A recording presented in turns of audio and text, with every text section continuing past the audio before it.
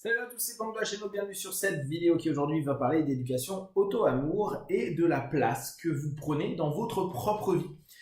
Ça peut paraître assez curieux comme cheminement, néanmoins, si on est dans cette dynamique de s'éduquer à s'aimer soi-même, il est utile de prendre de la place dans notre propre vie. Or, dans notre quotidien, on peut être influencé par différents facteurs et, en l'occurrence, ne pas se retrouver soi-même. On peut être influencé par des émotions des autres, par les pensées des autres, par les problématiques qui ne nous appartiennent pas, qui sont peut-être de personnes qui nous sont proches et ou moins proches. Ça peut être autant des amis que la famille, ça peut être le boulot comme des choses qui se passent au sein de notre ménage. Néanmoins, il y a beaucoup d'éléments externes qui peuvent intervenir sur nous, nos pensées, nos émotions, nos sensations. Et il arrive régulièrement qu'on soit incapable de se resituer, de se poser, d'exister par et pour nous-mêmes, parce qu'on va estimer que l'interaction sociale, le monde extérieur, l'ensemble du système a plus d'importance que nous-mêmes, ou en tout cas on ne peut pas vivre sans. Ce qui est une réalité, quand on a créé une famille ou quand on est dans un monde d'interaction sociale comme le boulot, etc.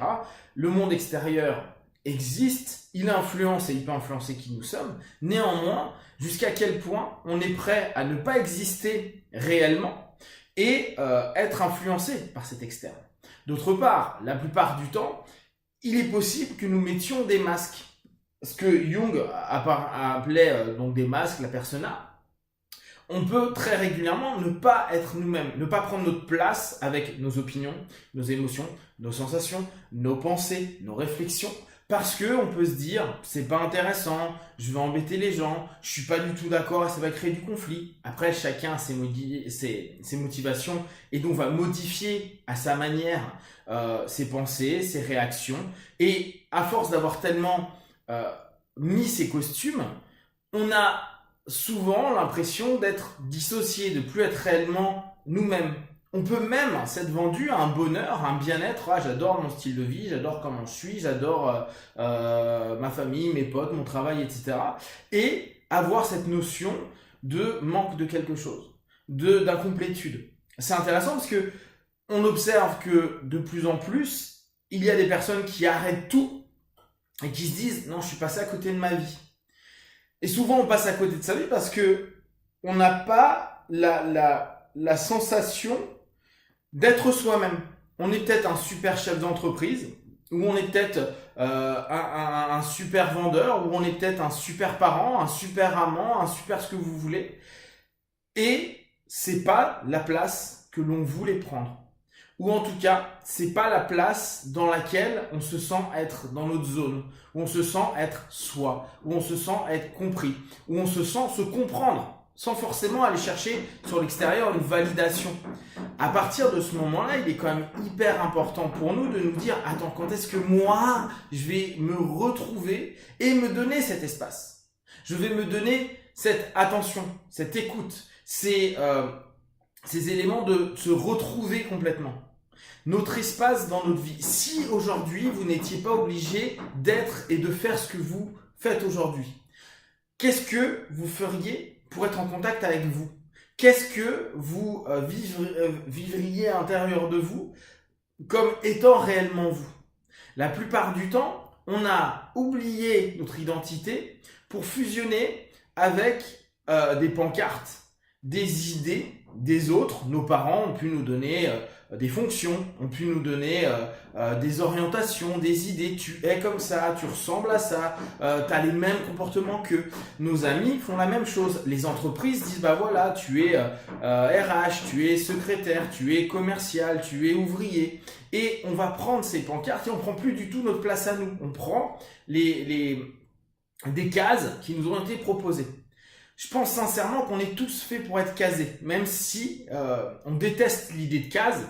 Pour moi, la case, c'est la notion d'un cadre, un cadre qui va nous définir et peut nous définir. Et même si on n'aime pas se dire ouais, mais moi je suis dans cette case, par nous-mêmes, nous nous sommes casés nous-mêmes. On s'est mis dans une case, même si c'est la case un peu bizarre par rapport à ceci, ou un peu trop excentrique par rapport à cela, ou hyper ceci dans un milieu X ou Y. Ce qui est donc intéressant, c'est de vous dire, ok, moi, quel est l'espace qui m'appartient? Quelle est l'identité qui m'appartient? Et qu'est-ce que je suis, je veux, et comment je me laisse vivre par et pour moi-même? Une des difficultés peut être la notion de ouais mais je me connais pas et puis le monde m'a défini donc je réponds à ça. Si vous avez la moindre sensation de vous dire je suis pas vraiment ça, je suis pas que une mère, je suis pas que un père, je suis pas que un frère, un fils, je suis pas que un ouvrier, je suis pas que un pote de foot, je suis pas que et que vous vous dites mais je suis un peu de ça mais pas vraiment toujours et, voire même si je me pose et que je me donne mon propre espace bah, je m'identifie pas comme ça. C'est le monde qui m'identifie, c'est les autres qui vont m'identifier. Mais là encore, on est dans cette notion où on est encore en train d'attendre que ce soit les autres qui nous disent qui tu es, qu'est-ce que tu fais, comment je vais te définir.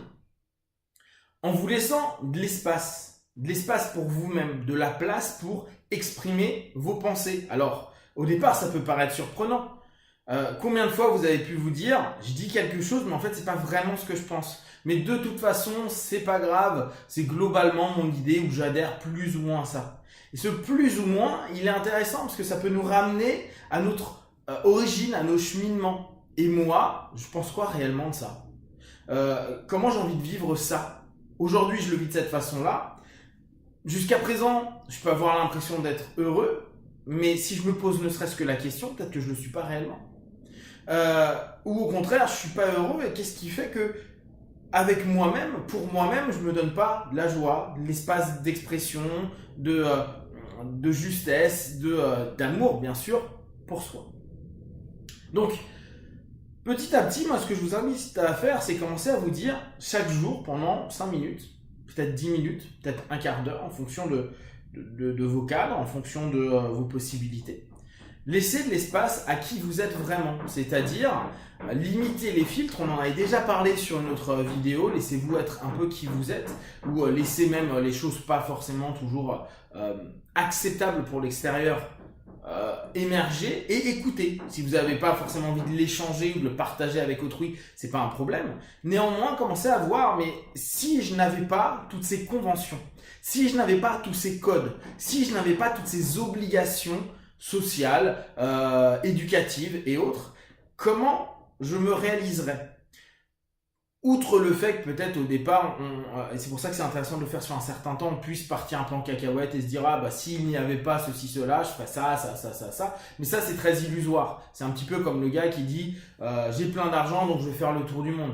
Mais quand il aura fait 40 ou 50 voyages, bah il va se dire c'est bon, je sais ce que c'est voyager et peut-être que maintenant je vais décider des endroits clés où j'aimerais vraiment aller, me poser, prendre du temps, peut-être aller marcher davantage, me retrouver seul, peut-être faire moins la fiesta et me retrouver plus vers moi-même. Une fois qu'on a enlevé cette espèce de filtre un peu erroné et qui est plus pulsionnel, quel espace vous vous laissez, quel être vous êtes dans cet espace et comment vous pouvez l'exprimer. Et dès que vous commencez à laisser un peu d'espace à qui vous êtes, ça peut créer des fluctuations après avec vos rapports aux autres parce que plus vous êtes vous-même et plus vous avez votre espace et vous autorisez à vivre dans cet espace et à proposer après cet espace au monde si vous acceptez après de lier, bah plus il est possible que les gens ne reconnaissent pas nécessairement la pancarte ou l'idée qui se fait de vous-même. Ils peuvent rester parfois dans une illusion, un filtre qui montre que bah ils sont pas prêts à voir un changement X ou Y, mais ça après c'est eux avec eux-mêmes. Et parfois ils vont juste être étonnés de peut-être d'un mot, d'une réflexion ou d'un comportement nouveau. Parce que en vous laissant l'espace, vous donnez davantage le droit de votre propre existence et que vous vous donnez dès lors plus d'amour. Or, dans notre éducation auto-amour, petit à petit, c'est se retrouver soi-même et s'aimer soi-même tel que l'on est, et pas nécessairement que par rapport aux critères extérieurs, éducatifs, etc., davantage vers ce qui fait écho à nous-mêmes et qui est pour nous respectable et respectueux de ce que l'on est dans notre quotidien. Donc, je vous invite vraiment à tester plusieurs fois par jour, je reprends toujours en mode méthode Silva, 5 minutes matin, midi, soir, ou 10 ou 15 minutes, 2-3 fois par jour, de vous laisser des espaces d'être vous, de vous donner la place d'être vous.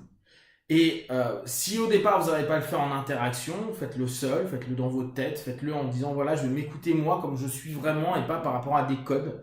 Et observez ce qu'il y a qui valide vos comportements actuels et ce qu'il y a qui ne valide pas. Comportement, pensée, émotion, etc. Qui peut-être, une fois que vous y pensez, une fois que vous vous connectez à ça, vous vous sentez mieux parce que vous avez de la place pour exister ainsi. Si vous avez des questions, des remarques, vous partagez sur Facebook, YouTube, j'y répondrai le plus rapidement possible. Et comme d'habitude, de tout ce que je propose, ne prenez que ce qui est bon et juste pour vous. Testez, observez, analysez et concluez. Be one. Ciao.